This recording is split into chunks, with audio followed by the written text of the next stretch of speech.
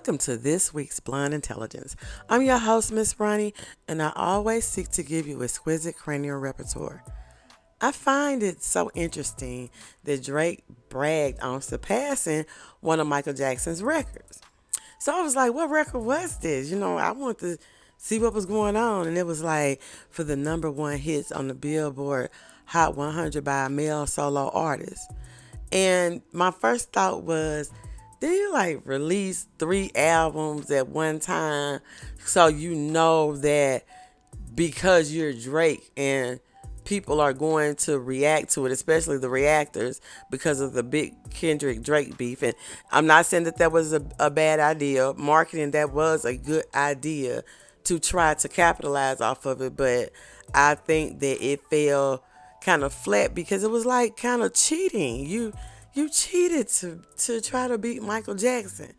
And I think that was a mistake bragging on this, because then it opens the reactors up from different generations, from the younger generations, to compare side by side Michael Jackson to Drake.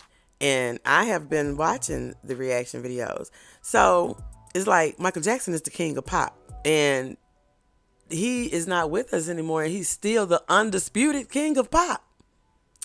R. Kelly is the king of R&B. Elvis is the king of rock and roll. Mary J. Blige, the queen of hip-hop soul. Aretha Franklin, queen of soul. And T.I., king of the South. So I think that Drake putting himself in the category of bigger than Michael Jackson may not pan out the way that he wanted. Not saying that Drake is not talented, but he has caused his fan and younger generations to react to Michael Jackson. Michael Jackson songs, Michael Jackson videos, his dancing, his voice, his inflections, and they are totally mesmerized as we are over and over again. I watched Knox Hill, because that's one of my favorite reactors, and a few other reactors. I think one of them was Gen X reacts to Michael Jackson, and they're not just reacting to one Michael Jackson. It's like they started with one video and then to the next and to the next, and it's just mesmerized from head to toe. No. But I was looking, and maybe around a year ago, 2 years ago, people started reacting to Michael Jackson videos. And not saying just Michael Jackson videos, it was others. But, reaction videos really started, I would say, gaining more traction since there have been so many hip-hop beefs going on. So I think that social media, and especially the YouTube platform, a major avenue for artists to actually get heard. But I think that with Drake comparing himself to Michael Jackson, he created a magnifying glass on Michael Jackson, on his talents, and it's only based on talents, because these kids don't know about anything else. They're only looking at the talent. And remember, Oprah done an interview with Michael Jackson years ago, and in one segment, Elizabeth Taylor was there, and Oprah was asking her, what would you want people to know about Michael Jackson? And she was like, that he is the greatest of all times, and I don't think people understand what that means. She was like, there's no other like him. And in my daddy words, and I said it before, my daddy said Michael Jackson is ice cold. And that means that he can't be touched at all. I mean, there's no other performer like him in the world. Even the ones that try to imitate him, they do a good rendition of him in certain aspects, but they're not the whole package of everything that Michael Jackson brought to the entertainment world.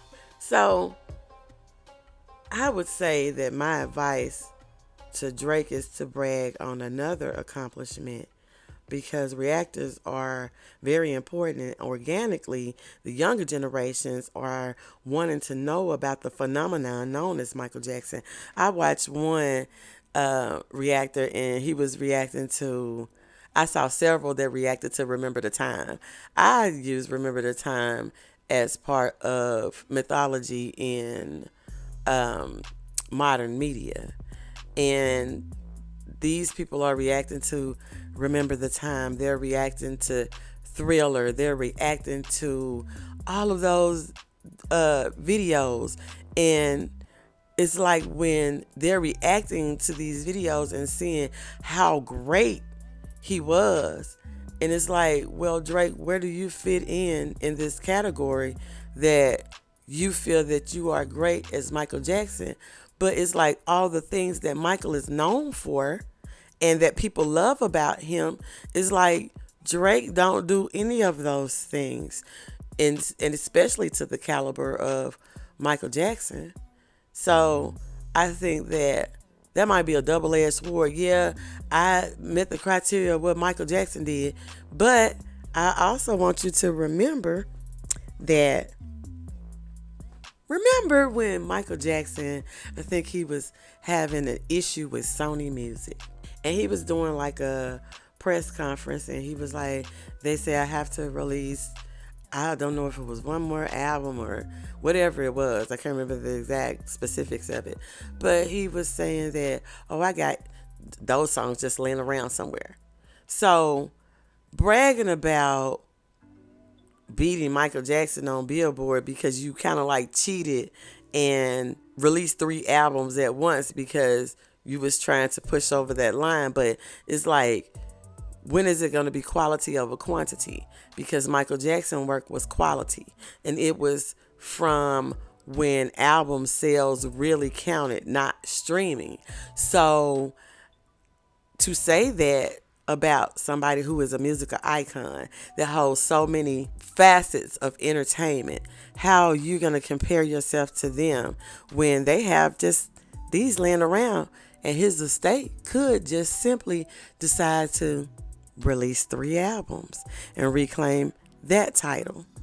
But anyway, that's all that I have for you this week. Remember, you can catch Blonde Intelligence on your favorite podcasting platform, and I will see you next week. Leave your thoughts. Bye. Hey girl, let me tell you about this podcast. Girl, everybody has a podcast these days. But this one interviews new and interesting indie artists. It's called Indie Artist Music Hustle with Blonde Intelligence. Really? Where can I find it? It's on all podcasting platforms, streams live on social media, and on rpentradio.com. What'd you say it was called again? It's called Indie Artist Music Hustle with Blonde Intelligence. Girl, I'm gonna have to check her out. Give it a check, girl.